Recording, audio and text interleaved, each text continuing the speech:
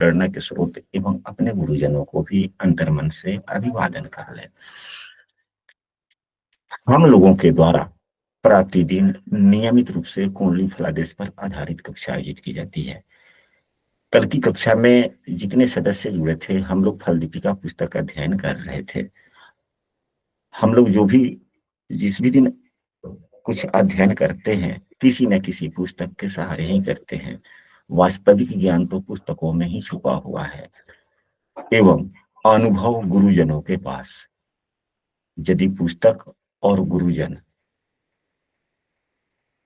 दोनों ही, पुस्तक के सहारे यदि गुरुजन ज्ञान दे, फिर वह तो अनमोल हो ही जाता है। क्योंकि ज्ञान पुस्तकों से मिलना, अनुभव गुरुजनों से मिलना एवं पुस्तकों के शब्दों को हम लोग कैसे समझें, यह समझाने वाले हमारे गुरुजन।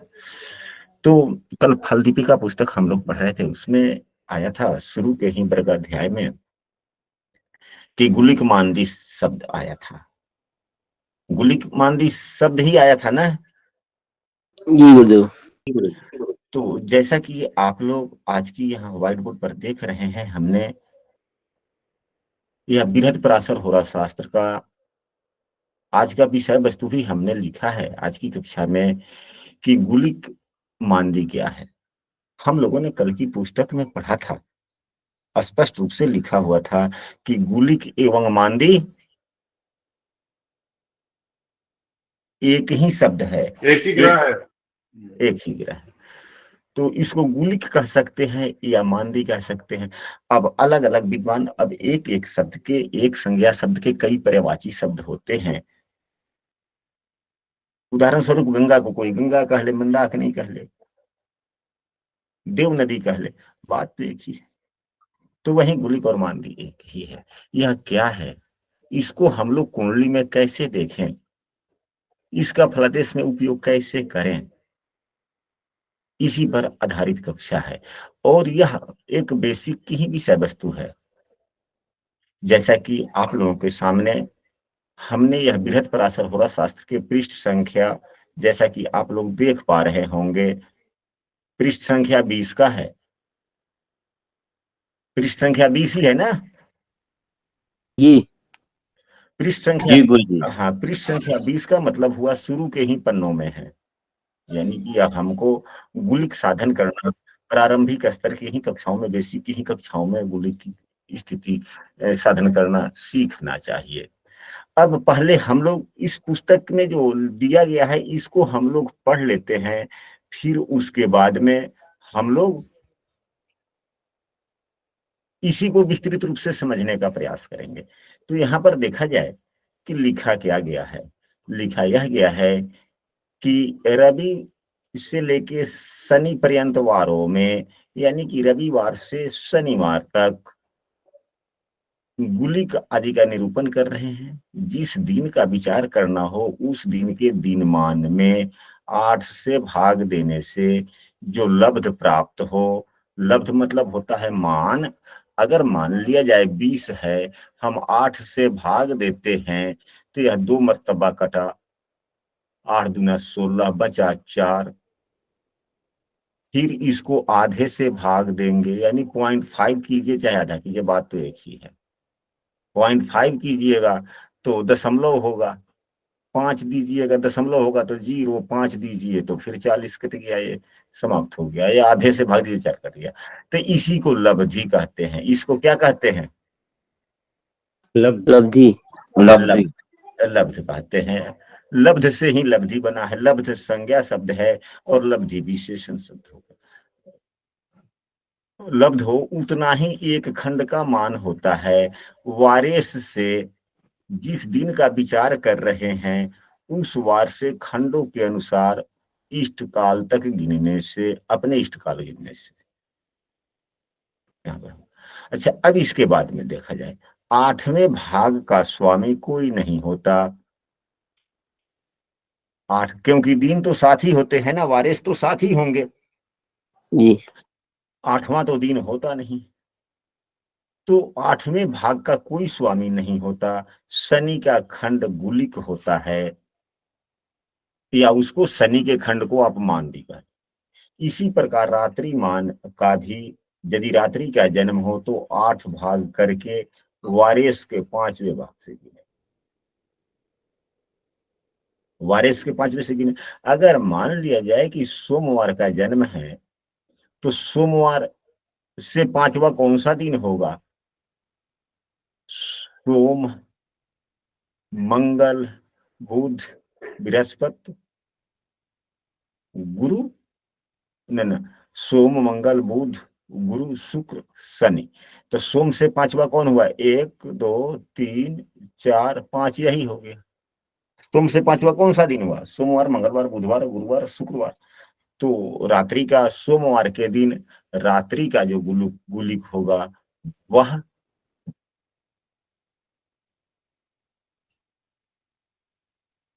कौन सा होगा? दूसरा हो जाएगा।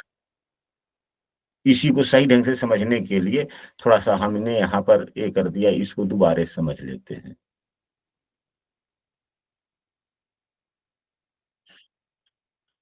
यदि सोमवार के दिन का गुलिक देखना है रात्रि का तो कैसे देखेंगे? तो सोमवार, मंगलवार, बुधवार, गुरुवार, शुक्रवार या शनिवार। सोमवार को 1 मानेंगे, मंगल को 2, बुध को 3, गुरु को 4, शुक्र को 5। अब यहां से हो गया। तो रात्रि का पहला कौन होगा? जिस वार का जो दिन है उससे 5वां, तो यहां से गिनेंगे। तो यह दूसरा ही तो शनि का खंड आ गया ना। जी गुरु। तो दूसरा जो समय होगा, जो दूसरा मान आएगा वही मानदी होगा। सोमवार के रात्रि क्या मानदी? दूसरा मानदी होता है। यह हो गया। हम लोग इसको विशेष रूप से समझने का प्रयास भी करेंगे। शनि का अंश खंड गुलिक होता है, 8वें खंड का कोई स्वामी नहीं होता। अब यहाँ पर देखा जाए, गुरु का अंश जमघंट होता है, भौम का मृत्यु, रवि का काल, बुध का अर्धपहर होता है और शनि का खंड को कुली कहा जाता है। यह बताया गया है इसमें। अब इसके बाद में यहाँ पर नीचे उदाहरण दे दिया, जैसे संबत फलना फलना को दिन मानता है कैसे है, तो वह उदाहरण में हल्का समझाया गया है अगले पन्नों तक। अब हम लोग इसे हटाते हैं, इस पन्ने को हटाया जाए, फिर हम लोग जी समझेंगे। गुरु जी। अब यह पन्ना हमने हटा दिया। अब इसको विस्तृत रूप से हम लोग कैसे समझेंगे एवं इसका फायदा कैसे करेंगे? तो वास्तव में यह कोई भी गुलिक या कोई भी जो यह है, यह कोई वास्तविक ग्रह नहीं है। यदि किसी सदस्य की माइक खुला हुआ है अनावश्यक रूप में तो कृपया बंद कर लें। यह गुलिक जो है यह कोई ग्रह नहीं है, इसको छाया ग्रह के रूप में ही कल्पना की जाती है। जिस प्रकार राहु एवं केतु भी कोई ग्रह नहीं है, ये छाया ग्रह हैं, ठीक उसी प्रकार यह भी गुलिक भी एक छाया ग्रह ही है। वह किसका है? तो शनि का है। सभी ग्रहों का एक अपना अपना भाग है, अपने अपने उपग्रह हैं, चाहे जो समझ ले। जैसे शनि का यह जो हुआ मान हुआ, इसे गुलिक कह दिया गया। जैसे कि अभी हम लोगों ने पढ़ा पराशर शास्त्र में कि देवगुरु बृहस्पति का जमघंट है, ठीक उसी प्रकार शनि का गुलिक हो गया। तो आज की ही तारीख की बात में की जाए तो दिनमान, इसको 2 प्रकार से हम लोग देखेंगे, दोनों कायदे से हम लोग इस्तेमाल कर देंगे। कभी यदि कोई सदस्य अपने घर पर है, उनके पास में पंचांग है, तो आज का दिनमान देखकर बतलाएं। कोई सदस्य यदि है के पास में अपने घर पे हैं और पंचांग बगल में है, तो आज का पंचांग देखकर वो बतलाएं कि आज का दिनमान कितना है।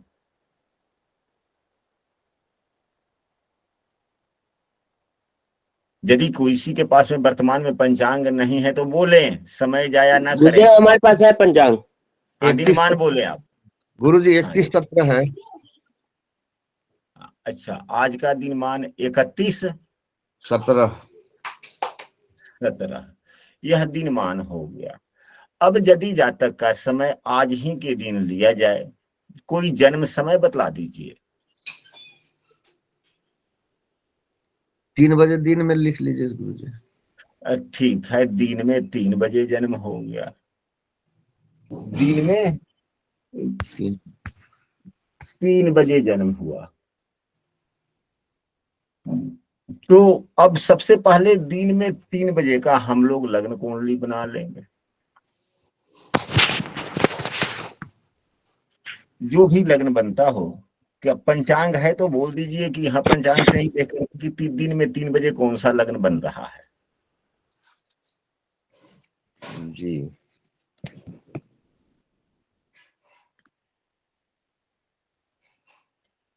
कर्क लग्न बन रहा है गुरु जी।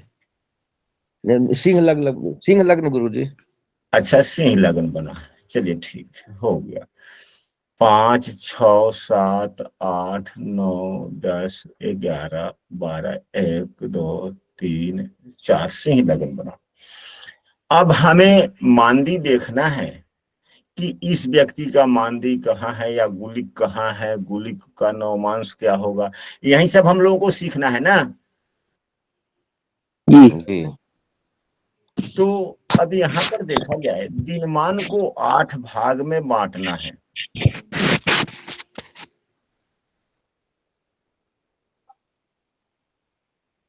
दिनमान को 8 भाग में बांटना है। 1 मिनट, हमारे पास में कोई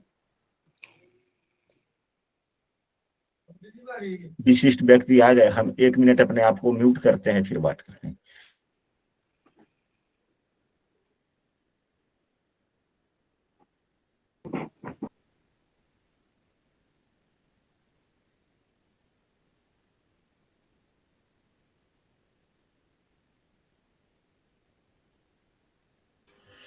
तो जैसा कि अब यही देखना है ना कि इस व्यक्ति के कुंडली में गुलिक कहाँ है, हम कैसे निर्धारण करें।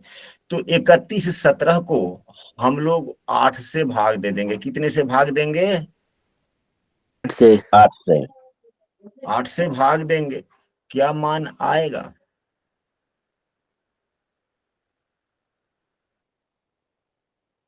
तो 31 में 8 चौक 32। अगर यह 32 होता तो 4 घटी होता, 32 होता तो 4 घंटे 4 घटी होता। 4 घटी होता। लेकिन 32 में यह कितना कम है? लगभग 20 कम है, 20 से थोड़ा ज्यादा ही कम है। तो 8 ढाई 20, 8 ढाई 20, नहीं ना, 20 कम थोड़े है, यह 43 कम है। तो 8 पचे 40, लगभग 5 40 यह होता है घटी, यह होता है पल। यह 43 पल 32 पल में, 32 घटी में 43 पल कम है, तो इसी में 8 से भाग दे देंगे, 5 हुआ।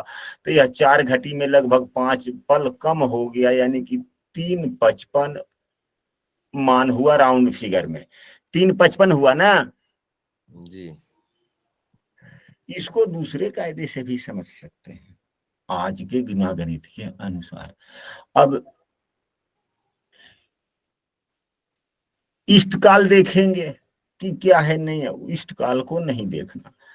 अब सोमवार के दिन का जैसा नियम है, जैसा हम लोगों ने पढ़ा अभी कुछ देर पहले बृहत पराशर होरा शास्त्र में, कि यदि दिन का जन्म हो तो रविवार से ही शुरू करेंगे। यानी कि पहला जो खंड होगा वो दिन का खंड का अधिपति हो गए, उसको गुलिक मांदी कहा जाता है, चाहे जो भी, तो शनि के खंड को मान कहा जाता है। वह दिन के जो 8 खंड हुए, दिन के जो 8 खंड हो गए, उस प्रत्येक 8 खंड का एक एक स्वामी होता है। तो रविवार के प्रथम खंड, जैसे कि अब यहाँ पर 1 2 3 4 5 6 7 8 खंड हो गए, तो पहले खंड का अधिपति रवि ही हो गए, दूसरे खंड के स्वामी चंद्रमा हो गए, तीसरे के मंगल हो गए, चौथे के बुध हो गए, पांचवे के गुरु हो गए, छठे के शुक्र हो गए, 7वें के शनि हो गए। ठीक उसी प्रकार यदि सोमवार की बात है तो सोमवार के दिन पहला खंड का मालिक सोम हो गया, दूसरे का मंगल, तीसरे का बुध, चौथे का गुरु, पांचवें का शुक्र, छठे का शनि, सातवें का रवि, आठवें का स्वामी कोई नहीं। ऐसा ही हम लोगों ने अभी पढ़ा है ना जी जी गुरु जी। ठीक इसी प्रकार हम लोग एक दिन और का बना लेते हैं। तो मंगलवार के दिन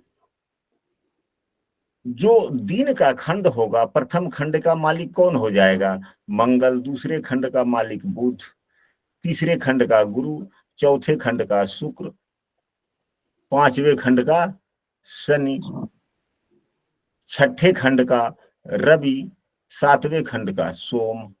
इसी प्रकार से शेष चारों दिनों का आप बना सकते हैं, सारणी अपने आप से बना सकते हैं, जैसा कि बृहत्पराशर होरा शास्त्र की पुस्तक के आधार पर हम लोगों ने पढ़ा।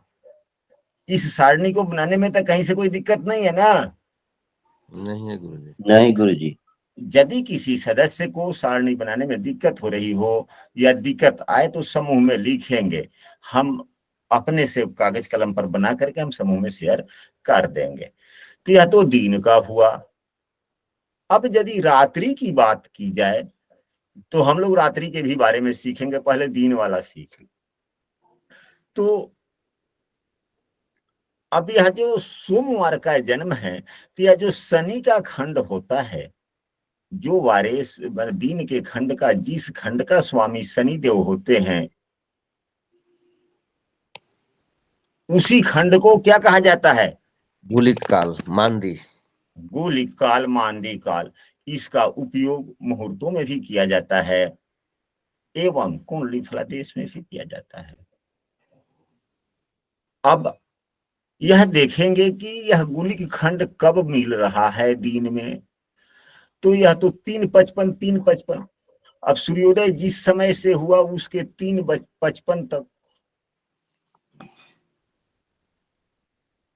रवि का खंड, दूसरा खंड चंद्रमा का, तीसरा खंड, इस प्रकार से।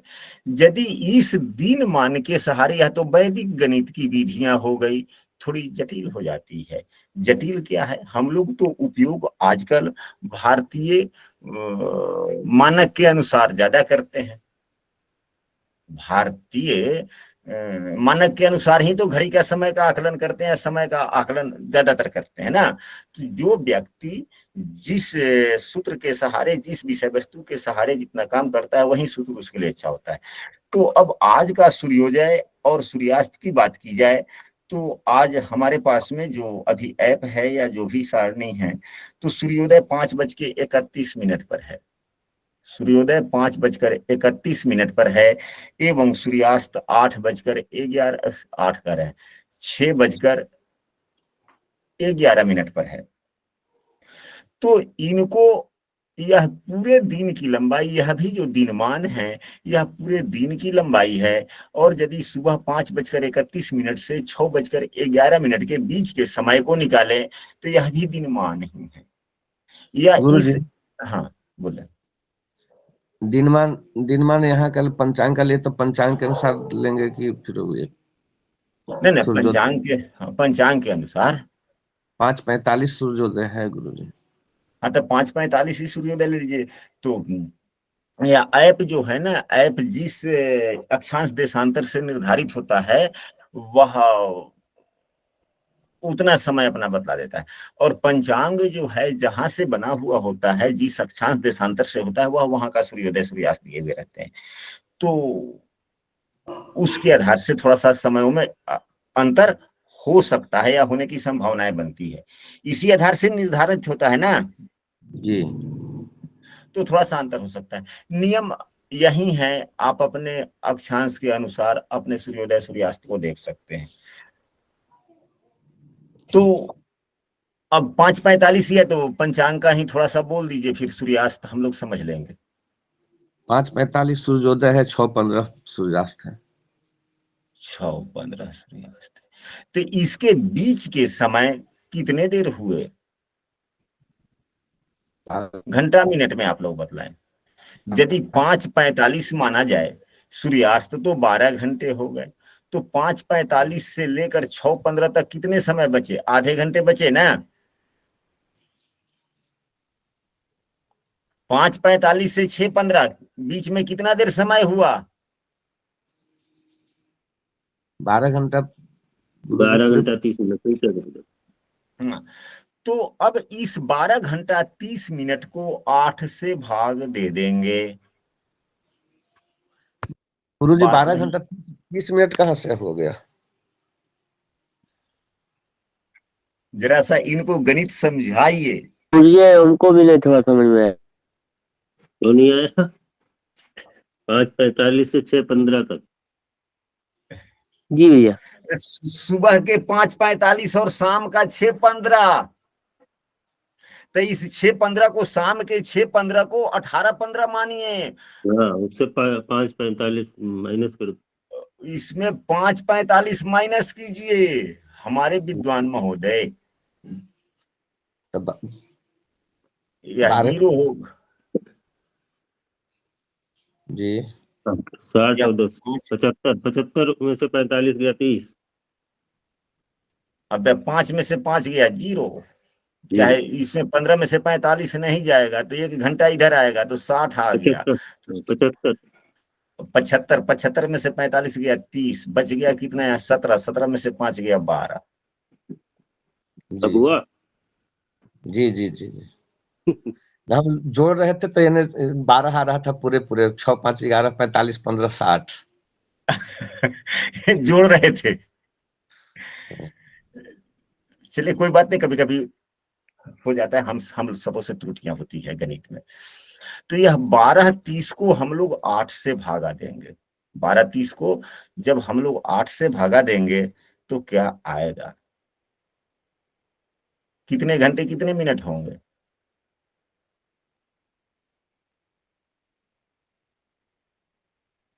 तो 12 में 8 से भाग देंगे तो एक मर्तबा कट गया, इसमें से 8 निकल गया, बच गया 4। और यह 30, तो 4 में 8 से भाग नहीं लगेगा तो यह घंटा है, तो मिनट में बदल देंगे, तो मिनट में बदल देंगे तो कितना हो जाएगा? 6 चौक 24, 240, और यह 30, तो 270 हो गया। 270 में 8 से भाग दे देंगे तो 8 3 24,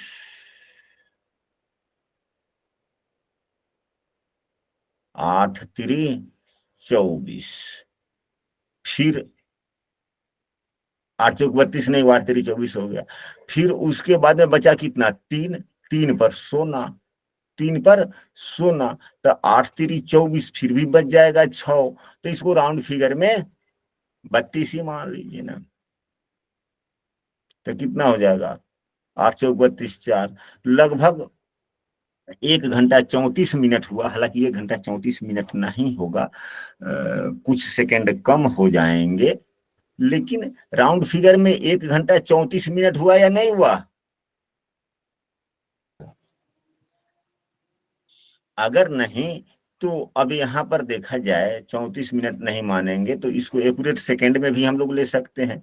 240 को 8 से भाग देंगे तो 8 3 24 हो गया, बच गया कितना? 4, 4 पर 0, न 8 3 24, बचा 30,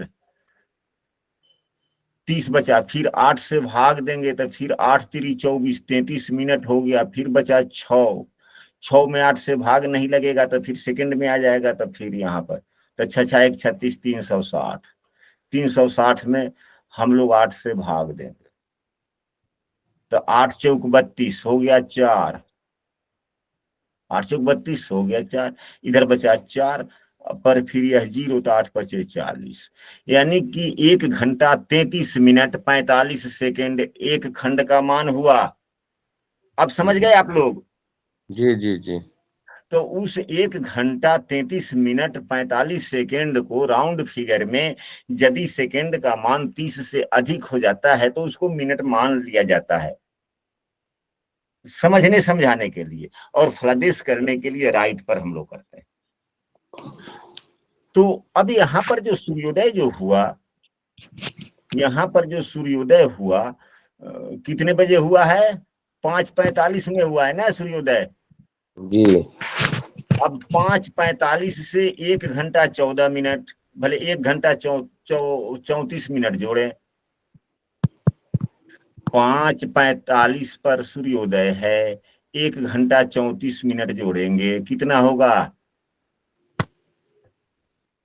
सोमवार का समय है।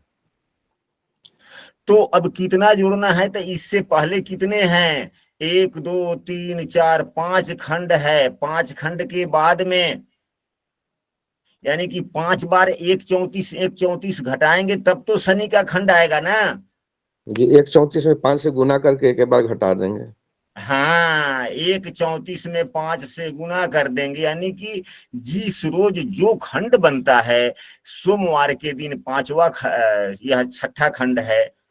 1 2 3 4 5 6 छठा खंड बना, तो उससे पहले जितने खंड हैं उतने से गुना कर लेंगे। यदि यही मंगलवार का गुलिक देखना है तो मंगलवार के इस प्रकार से दिनमान में 8 से भाग दे करके 4 गुना करके घटा लेंगे, या 4 बार घटाएंगे, जो भी हुआ। तो 34 में 5 से गुना करेंगे तो 5 चौके 20 के 0, हाथ में 2, 3 बचे 15, 2 17। यह 170 मिनट हो गया, 5 घंटा हुआ। तो फिर इसको भी घंटा में बदल देंगे। तो छौतरी आज तो शुक्रवार है गुरुजी, तो शुक्र 1 के 34 घटा लेंगे। ठीक है, तो यदि सोमवार हमने मान लिया तो सोमवार पर चलिए ना। जी जी जी, अध्ययन करने के लिए तो जो मान लिए उसी पर अध्ययन कर लेंगे, फलादेश के लिए वास्तविकता पर करेंगे। क्योंकि जब हम लोग अध्ययन करते हैं तो थोड़ा जटिल विधि से अध्ययन करते हैं, कि जितना जटिल हम समझ पाएंगे उतना ही तो आसानी से हल्का फल्का भी हम समझ लेंगे और ये भी कर लेंगे ना। जी जी, इसलिए हमने सोमवार को आधार मान लिया, या शनिवार, अगर शुक्रवार तक था फिर 3 4 दिन और लिखने पड़ते। खैर कोई बात नहीं। तो यहाँ पर 5, अब जितने भी सदस्य कक्षा में आज की उपस्थित हैं, क्या हमारी बातों को सही ढंग से समझ पा रहे हैं, नहीं समझ पा रहे हैं? जी गुरु जी, समझ रहे हैं, यदि समझ रहे हैं, जो जो व्यक्ति समझ पा रहे हैं, तो कृपया हैंड राइज करें, ताकि हम भी देखकर समझ सकें कि हाँ, हमारे द्वारा समझाए गए विषय वस्तु आप लोग, हाँ ठीक है जी। जिनको न समझ में आए तो थोड़ा सा अपना बोल सकते हैं कि हाँ, थोड़ा सा इसको ऑन भी कर दीजिए। तो अब 1 घंटा 70 मिनट को, 170 मिनट को यदि घंटा में बदला जाए तो कितना होगा? 2 घंटे 50 मिनट होंगे। 170 मिनट को घंटा में बदला जाएगा तो कितना हो जाएगा? 250। 250 हो जाएगा। तो अब इसको 250 फिर जोड़ लेंगे, यानी कि 5 बजकर न 5 2 7, 7 7:50, यानी कि 7 घंटे 50 मिनट के बाद में शनि का गुलिक काल शुरू होगा। शनि का शुरू होगा गुलिक का। सोमवार के दिन 7:50 पर शुरू होगा। तो इस सूर्योदय के समय में 7:50 जोड़ देंगे तो शून्य और 5 5 हो गया, या 5 है और 4 है 9 है, 95 हो गया, 7 5 12 हो गया। तो 95 को घंटा में बदल देंगे तो 1 घंटा 35 मिनट हुआ ना। यह खत्म हो गया, 35 हो गया। तो यह कितना हो गया? 13:35। तो 13 को एक ही, यानी कि दोपहर के 1:35 से शनि का गुलिक खंड प्रारंभ हो गया। अब यह कितने देर रहेगा? तो इसका मान आज का कितना हम लोगों ने निकाला है। जैसे यदि शुक्रवार सोमवार ही मान लिया जाए दिन को, तो 1 घंटा 34 मिनट आज का मान है ना गुलिक का। जी जी, तो इसमें 1 घंटा 34 मिनट हम लोग जोड़ लेंगे, यानी कि 1:35 से 1:35 से गुलिक काल शुरू हुआ और कितने समय तक रहेगा? तो इस अब 35 और 34 जोड़ेंगे तो कितना हो जाएगा? 5 4 9 3 3 6 13 14 13 14 15, 3:09।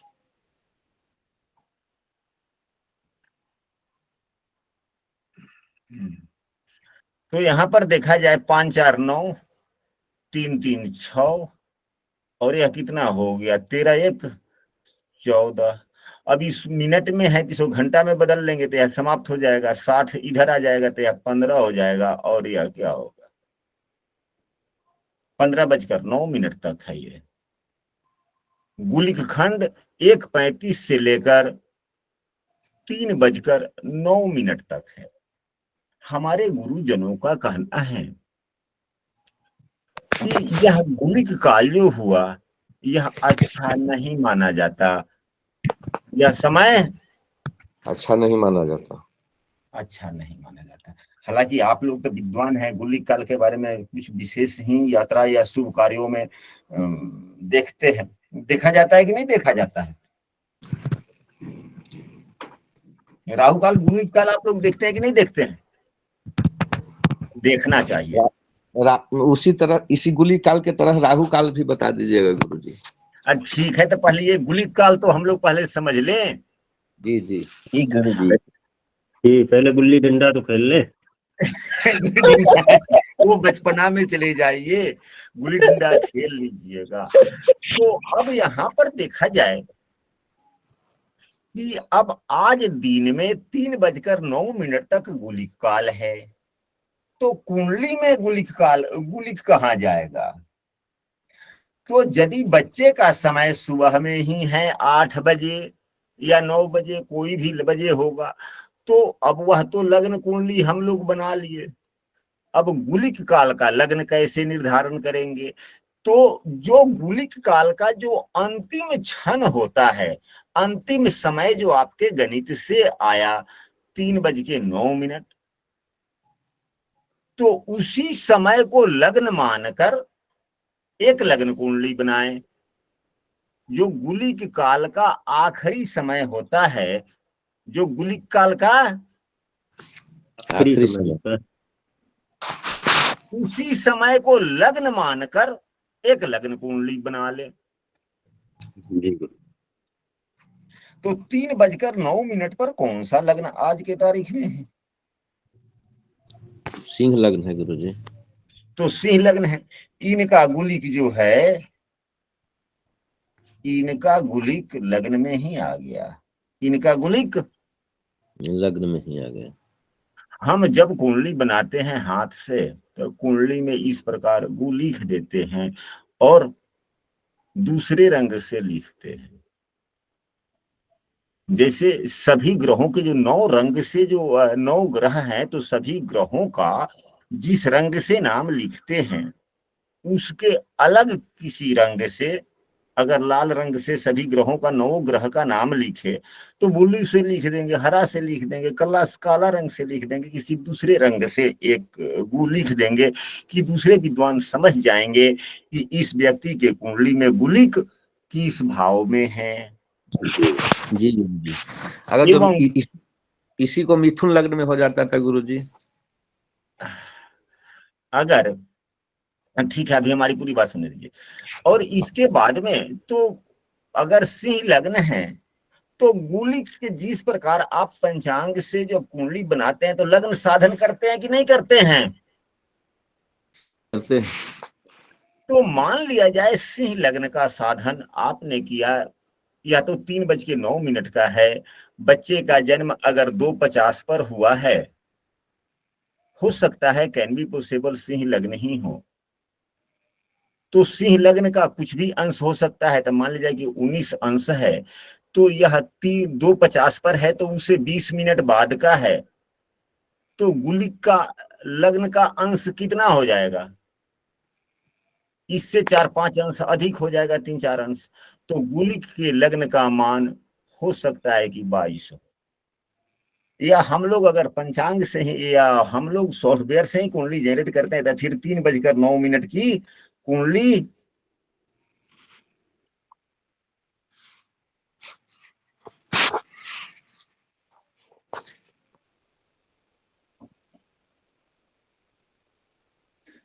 तीन बज के 9 मिनट की कुंडली बना लेंगे और लग्न का मान। तो आज जो हुआ आज हमारे सॉफ्टवेयर के अनुसार यह 17:43 3:09 पर है। तो इस गुलिक का लग्न का मान कितना हो गया? 17:43 हो गया। कितना हुआ? 17:43। तो उससे पहले का अगर माना जाए तो यदि हम उससे पहले का मानते हैं 2:50 अपराह्न, तो लग्न का मान कितना है? 13:30 है। लग्न का मान 13:30 हो गया और गुलिक के लग्न का मान 17:43 हो गया। दोनों के नवमांश अलग अलग हो गए कि नहीं हो गए? बिल्कुल हो गए। अगर यहीं अभी हमारे मित्र महोदय बोले हैं कि यदि आज की ही तारीख में यदि दिन का समय हो और जातक का जन्म दिन में है, सुबह में ही हो गया जन्म, सूर्यास्त के समय का है, चाहे जो भी है, चाहे जब हो, लेकिन सूर्यास्त से थोड़ा पहले का हो, तो उसका गुलिक कहाँ जाएगा? तो हम जरा बोर्ड पहले अब साफ करें। अब तो साफ कर सकते हैं ना बोर्ड? घचर पचर बहुत हो गया।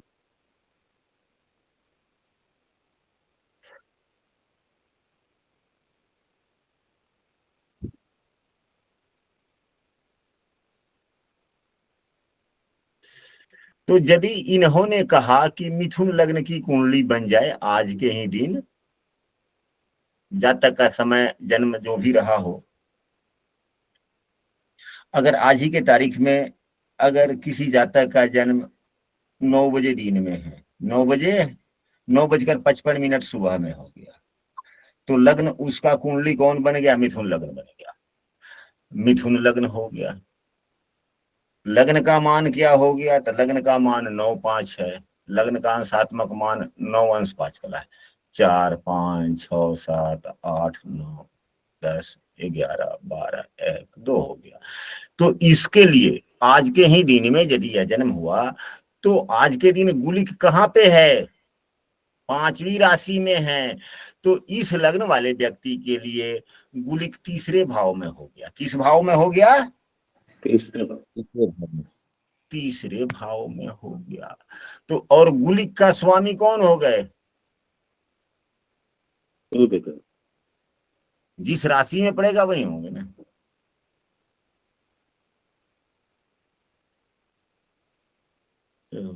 गुलिक का स्वामी और शनि में आपस में मित्रता होता है। ठीक है, चलिए इसके बाद में यदि गुलिक तो के इसका मान कितना होगा? क्या? गुलिक का मान कितना हो जाएगा? हाँ, तो वही तो पहले क्या देखे थे? 13-20 था और 17 था ना, कि क्या था अंश? 3:09 पर 3:09 का जो हम लोगों ने लग्न बनाया था, उसका अंशात्मक मान कितना था? 17, 52, 57 ऐसे था, 17 के आसपास में। तो गुलिक का हो गया 17, लग्न का हो गया ये। अब गुलिक के नवमांश स्वामी तो सिंह राशि का यह 17 अंश कौन सा चला जाता है? या छठा नवमांश हो गया ना। तो सिंह राशि का छठा नवमांश इसका होता है, कन्या राशि का होता है। सिंह राशि का छठा नवमांश कन्या राशि में जाता है। कन्या में जाएगा या दूसरे में? यहाँ पर 4 राशि व्यतीत हो चुकी है, तो 4 गुने 9, तो 9 चौका 36, और यह छठा है तो 36 6 42, 12 से भाग देंगे, शेष जो आया वही नवमांश राशि हो गया। था 12 36, 36 कम हो गया, तो फिर वही बात आ गई कन्या। तो नवमांश का गुलिक का नवमांश कन्या राशि हुआ, एवं लग्न का नवमांश यह मिथुन राशि है जो 10 अंशों का है, यानी कि तीसरा है। तो 2 गुने 9 तो बराबर 18, और तीसरा 3 21, 12 दूना 24, या 12 घटा देंगे, 21 में 12 घटा देंगे, कितना आ गया? 9। तो लग्न का नवमांश कुंडली क्या हो गया? धनु राशि का हुआ ना।